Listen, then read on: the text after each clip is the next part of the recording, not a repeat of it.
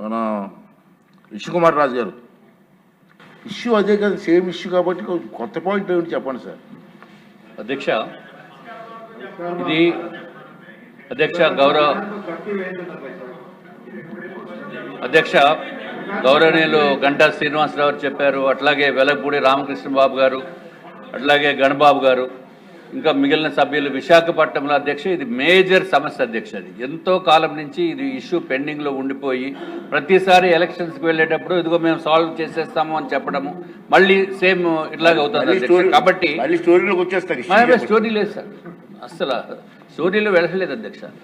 ఇప్పుడు ఫైనల్గా చేయవలసింది ఏంటంటే అధ్యక్ష, తమరి ద్వారా నేను అందరికీ కూడా ప్రభుత్వానికి మంత్రివర్యులకి విన్నవించుకునేది, ఒక కమిటీ ఫామ్ చేయాలి అధ్యక్ష.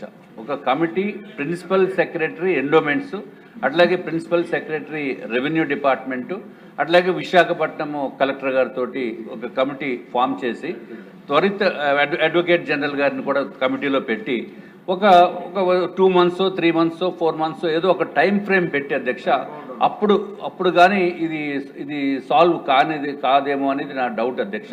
కాబట్టి ఒక టైం ఫ్రేమ్ పెట్టి ఈ విధంగా ఒక కమిటీ ఫామ్ చేసి అధ్యక్ష, ఇంకా అవసరమైతే కొంత లోకల్ ఎమ్మెల్యేస్ని వారిని కూడా ఇన్వాల్వ్ చేసి ఆ మంత్రివర్యులు, కన్సర్న్ మంత్రివర్యులు, ఇన్ఛార్జ్ మంత్రివర్యులు కూడా పెట్టి చేస్తే డెఫినెట్గా దీనికి సొల్యూషన్ వస్తుంది అనేది మా యొక్క అభిప్రాయం అధ్యక్ష.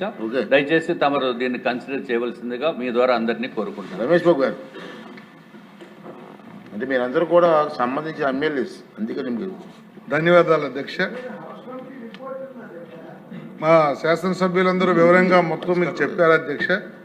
ప్రభుత్వ పరంగా ఒక నిర్ణయం తీసుకున్నప్పటికీ గౌరవ ముఖ్యమంత్రి చంద్రబాబు నాయుడు గారు అక్కడ ఉన్న సమస్య